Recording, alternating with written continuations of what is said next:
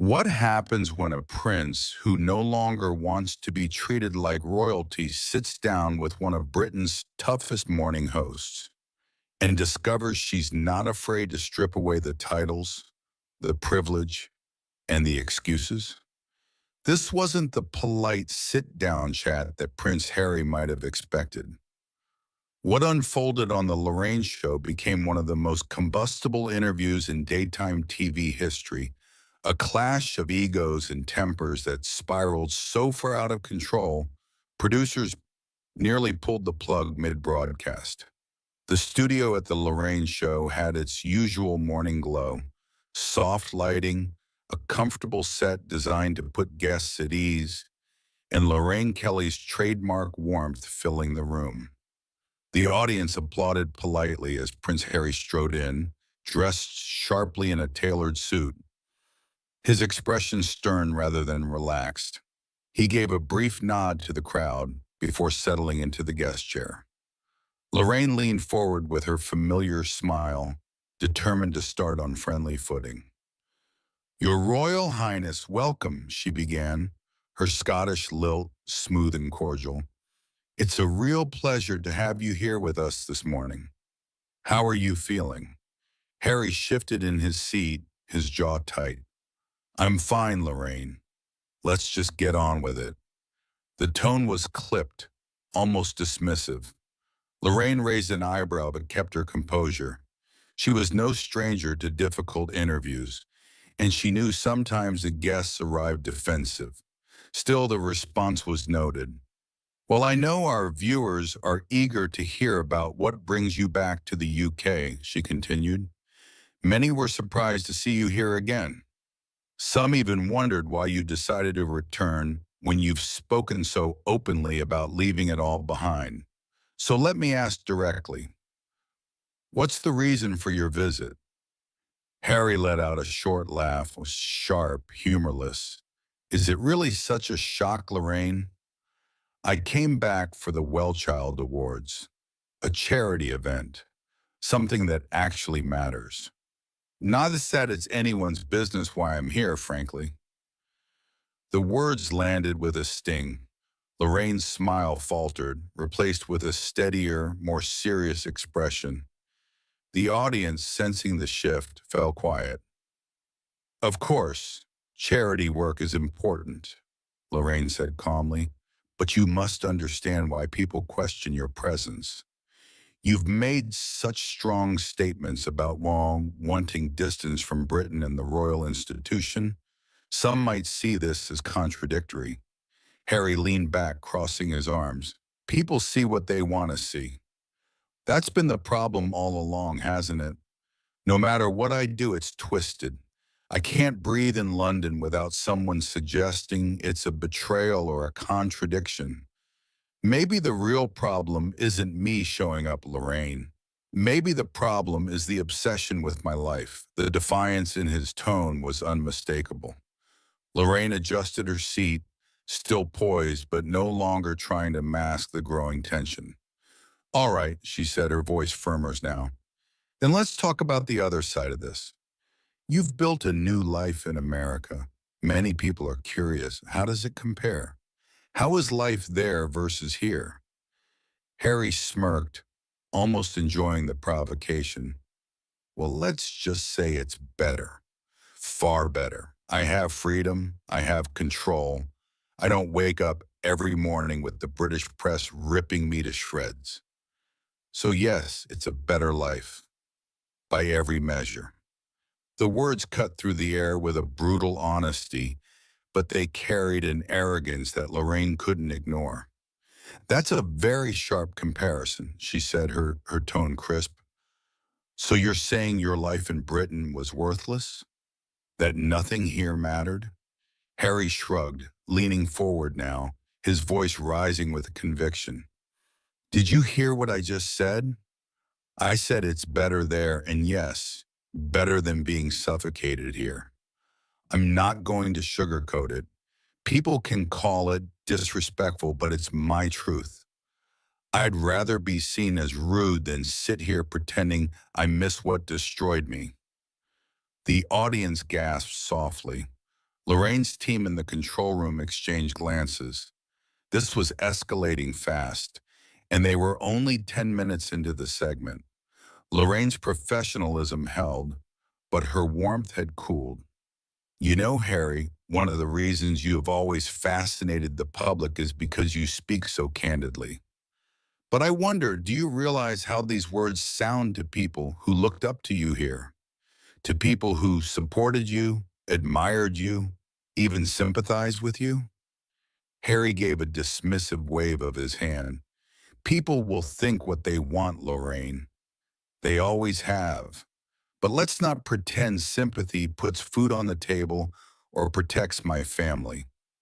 I've done what I had to do for Megan, for my children, for myself. And if some viewers feel disappointed that I've spoken plainly, that's their problem, not mine. The arrogance was unmistakable now, a sharp edge that seemed to slice through Lorraine's usual calm. She leaned forward, meeting his gaze directly. Then let's be plain as well, she said. You're here in Britain, a country you've said brings you pain. You've chosen to sit in this chair, on this program, and whether you like it or not, people are watching and they're forming opinions, not just about what you've done, but how you carry yourself. Do you care at all about that perception? Harry's lips pressed into a terse line. Not anymore. I've wasted too much of my life caring what strangers think. They never cared about me, not really. So why should I care now? For a moment, there was silence. The audience shifted uncomfortably, caught between admiration for his bluntness and unease at the contempt in his tone. Lorraine held his stare, determined not to flinch. Well, Silas, she said finally, that's certainly one way to look at it. But I think our viewers deserve more than contempt. They deserve honesty, yes, but also respect. Harry leaned back again, crossing his legs. Respect is earned, Lorraine. And frankly, after everything I've been through here, Britain hasn't earned mine. The studio fell utterly silent. Lorraine took a slow breath, her eyes narrowing just slightly. The temperature in the room had shifted, and everyone watching could feel it. The conversation was no longer polite, no longer safe. It had become something else entirely, a battle of wills, with each side determined not to give an inch. And it was only the beginning. The cameras stayed locked on Harry's stern expression, the Duke of Sussex unmoved by Lorraine's challenge. The studio air felt heavy, as if every breath carried the weight of something bound to explode. Lorraine adjusted her posture, smoothing the papers on her lap as though she were giving herself a silent reminder. Stay calm, stay steady, don't let him rattle you. Well then, she said, her voice level, though the Scottish lilt carried a sharper edge now. Since you're here and being so forthright, let's speak plainly about something else. There have been a lot of rumors swirling, Harry. Stories about your marriage. Megan is in California, you're here in London. People are whispering. Some say there's distance, that perhaps things aren't as perfect as you want the world to believe. Harry's eyes narrowed instantly. He leaned forward, almost bristling. Rumors, he said coldly. That's all they are. And frankly, Lorraine, I'm shocked you'd even bring that up. You, of all people, should know better than to feed into tabloid garbage. Lorraine didn't flinch. With respect, Harry, people are talking about it everywhere. And I think our viewers would want to hear your response directly, not filtered through newspapers or gossip columns. Are the rumors true? Harry's voice rose a notch, his tone filled with disdain. Absolutely not. Megan and I are fine. We're stronger than ever. And anyone who buys into this nonsense is either willfully ignorant or desperate for drama. It's insulting, really, that I come here to talk about important issues, and instead I get asked about made-up fairy tale. The audience exchanged awkward glances. Lorraine pressed her lips together, studying him carefully.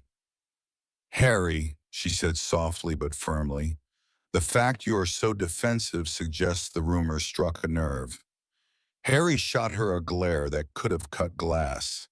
You don't get to psychoanalyze me on live television, Lorraine. You don't know my life. You don't know my marriage. What you're doing right now isn't journalism. It's character assassination dressed up as curiosity. The temperature in the studio dipped again. Lorraine exhaled slowly, keeping her composure. Then let's shift gears. Your book, Spare, made headlines around the world. You shared very intimate details of your life, your relationships, your grievances. But critics say it didn't sell as strongly as expected after the initial wave. Do you think perhaps the public has lost interest in your version of events? Harry's laugh was hollow, tinged with contempt. Lost interest? No, Lorraine, the truth is people didn't understand it. They weren't ready for it. My story isn't simple. It's layered. It's complicated. And when you're trying to educate the world about trauma and legacy and systems of oppression, well, not everyone's intelligent enough to grasp it. Gasps rippled through the audience. Lorraine tilted her head slightly, her eyes narrowing. So you're suggesting that the reason your book didn't perform as well as expected is because your readers weren't intelligent enough? Harry smirked, his voice dripping with arrogance. If the shoe fits. The audacity of the remark sent a wave of murmurs across the set. Lorraine's patience was wearing thin now, and the mask of morning show warmth began to crumble. She leaned forward, her tone sharp. Harry, do you hear yourself? These are the very people who supported you, who bought your book, who cared enough to listen. And your response is to insult their intelligence? Harry shrugged, unbothered. I'm not here to pander to anyone. I'm here to tell my truth. If some can't handle it or can't understand it, that's their problem, not mine. Lorraine pressed on, unwilling to let him slip away. Let's address the monarchy then. You've spoken endlessly about breaking free, about rejecting the system, and yet so much of your relevance, your platform, your very career is built on that connection. Do you see the contradiction? Harry scoffed. Contradiction. The monarchy is irrelevant to me. I don't wake up thinking about Buckingham Palace. I don't dream about William or Charles. I live my life. I've moved on. What's hard to grasp about that? Yet here you are in Britain, Lorraine said crisply, still talking about it, still profiting from it, still tied to it whether you admit it or not. Harry's jaw clenched. His voice sharpened to a near sneer. You think I need them? I don't. I'm free of that circus. I'm not their puppet anymore. Whatever money or fame people think I have because of the monarchy is irrelevant. I've carved my own path. Lorraine let the silence hang for a moment, her gaze steady. Then she struck. Harry, you're not a prince anymore. You've made that choice, but the way you sit here today, defensive, arrogant, dismissive, it looks less like freedom and more like bitterness.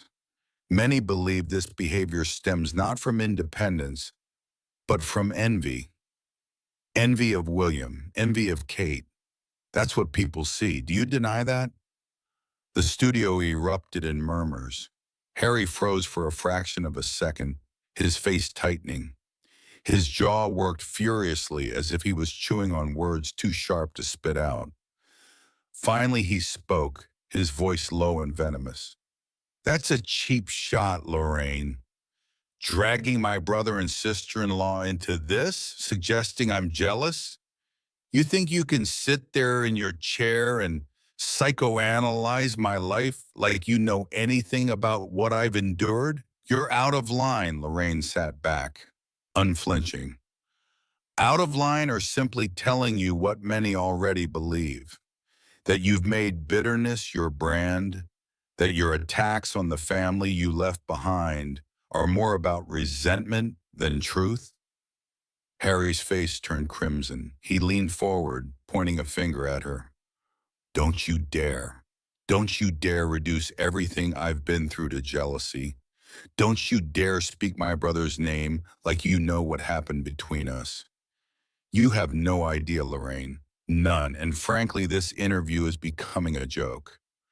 The audience was silent now, the tension thick and suffocating. Lorraine's voice, however, was icy calm. Then perhaps we should end it here, because if this is the only tone you can manage, contempt, hostility, arrogance, then there's nothing more for us to discuss. This is morning television, not a therapy session, and certainly not a platform for you to lash out at anyone who questions you. Harry's eyes blazed. Maybe it's best if you do end it, Lorraine, because I won't sit here and be spoken to like this. Not by you, not by anyone. Lorraine straightened her papers and looked directly into the camera. Then let's call it. This interview is over. Thank you, Prince Harry, for joining us. Harry ripped off his microphone, his movements jerky with rage. He stood abruptly, muttered something inaudible under his breath, and stormed off the set. The audience remained frozen, watching the spectacle unfold live. Lorraine sighed deeply, turning back to the viewers with a strained but professional smile. Well, she said softly. I think that speaks for itself. We'll be right back after the break. The screen cut to commercials, but the moment was already viral. Within minutes, clips were circulating across social media, sparking furious debate. And just like that, a morning interview had become one of the most explosive showdowns in television history. The break should have given everyone time to cool down, but when the cameras came back, the tension was worse than before. Prince Harry had reluctantly returned to his chair after an intense backstage huddle with his team. His jaw was clenched, his cheeks flushed. Lorraine sat across from him, poised as ever, though her eyes betrayed a flicker of steel. Welcome back, Lorraine said, her voice measured, professional. Before the break, things got heated, but I'd like to continue, if you're willing, Harry. Harry crossed his arms and leaned back, his tone dripping with disdain. Fine, but I won't sit here and be ambushed. You want honesty? I'll give it to you. Lorraine gave a polite nod. Good. Let's talk about perception. Many people feel you've built your public identity on tearing down your family, the very institution that gave you your platform. They wonder, without the royal connection, would anyone care about your opinions? Would anyone buy your books or your shows? Harry let out a sharp laugh, shaking his head. There it is again, the same tired narrative, as if I have nothing to offer beyond my last name. Do you realize how insulting that is? I've served my country. I've been in combat zones. I have worked on mental health initiatives, but all you people see is the spare. Lorraine tilted her head. And yet you titled your book Spare. You leaned into the label yourself. That was reclaiming it, Harry snapped. Owning the narrative before others twisted it. But clearly people like you still don't get it. The audience murmured. Lorraine pressed forward, her tone firm. Harry, I think what people struggle with is this contradiction. You criticize the monarchy, the tabloids, the system, yet you continue to speak about it, profit from it, Define yourself by it. If it truly doesn't matter to you, why not let it go? Harry's voice grew sharper. Because letting it go doesn't erase the damage. You think I can just move to California, plant some avocados, and forget the years of manipulation, the lies, the press campaigns? No, Lorraine. Some wounds don't heal just because you want them to. But at what cost? Lorraine pressed, her voice rising just slightly. Every time you speak out, every interview, every book chapter, you reopen those wounds, not just for yourself, but for your family. Doesn't that matter to you? Harry leaned forward, his eyes blazing. Don't lecture me about family. Where was that family when Megan was suicidal? Where was that family when I begged for support and protection? They left us to fend for ourselves. So don't you dare stand there and ask me to worry about their feelings when they never gave a damn about ours. The air went heavy. Lorraine didn't blink. Harry, nobody is dismissing the pain you've described, but the way you speak, the arrogance, the dismissal of anyone who questions you, it alienates people.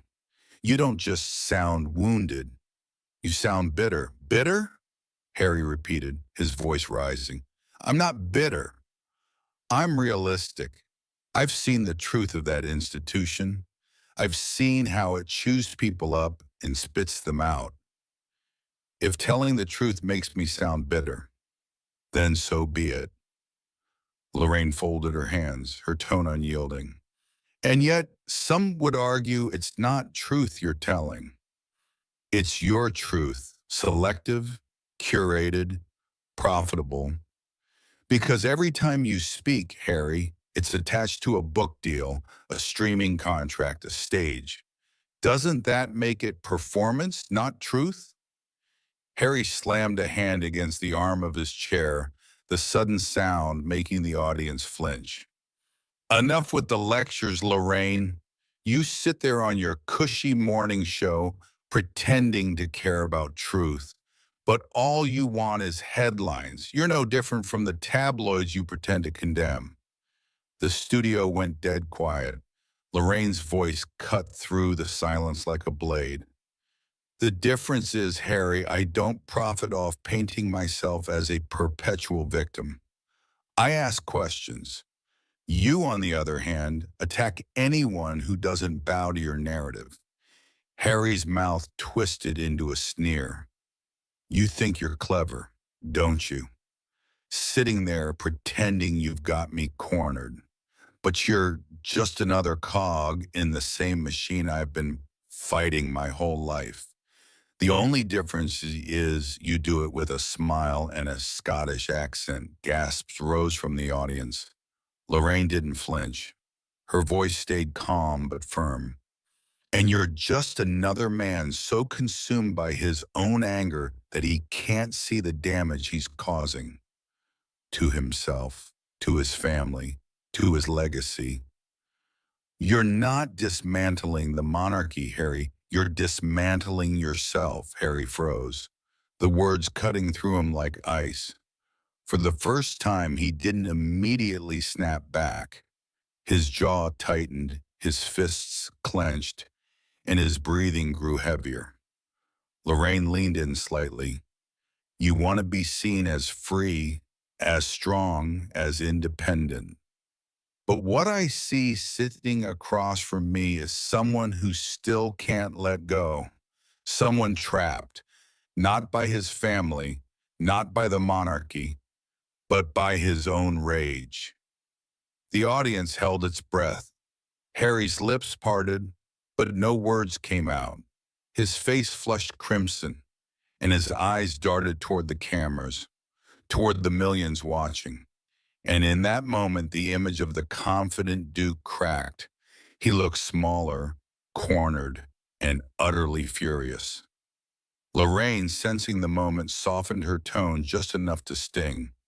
Harry, you don't need a crown to be a prince, But right now, you're not acting like one at all. Harry shot up from his chair, towering over her. The audience gasped as he ripped off his microphone again, his voice trembling with rage. This is pathetic. You're pathetic, and I don't have to sit here and take this. Producers scrambled off camera, trying to salvage the situation. Lorraine remained seated, her expression unreadable, watching him with a mixture of pity and resolve. Then maybe it's best we pause here, she said calmly, because clearly you're not ready for this conversation. Harry glared at her one final time before storming off set, muttering curses under his breath. The sound of his footsteps echoed through the silent studio. Lorraine turned back to the camera, her professional smile finally cracking into something more somber. Well, she said quietly, I think our viewers can draw their own conclusions. The screen faded to black, but the damage was already done.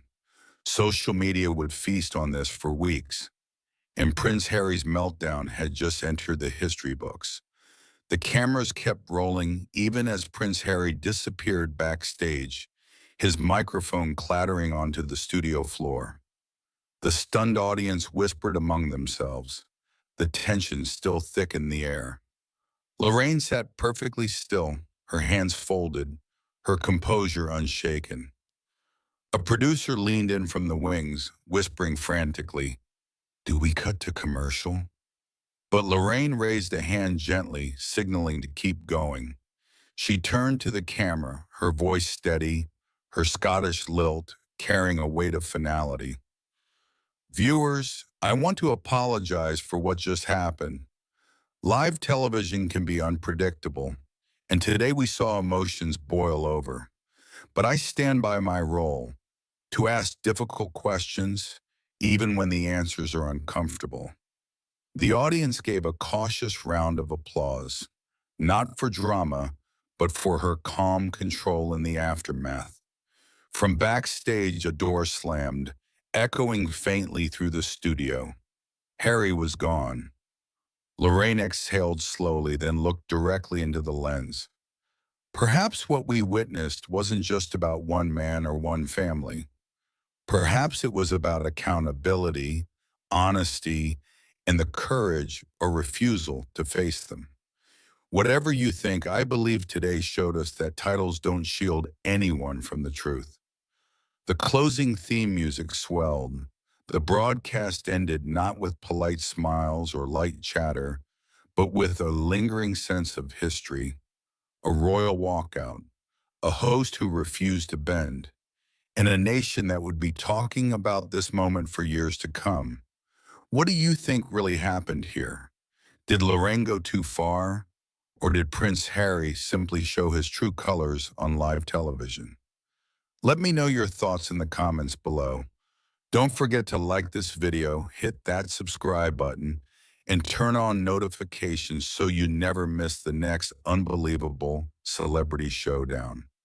Because trust me, the drama is only just beginning.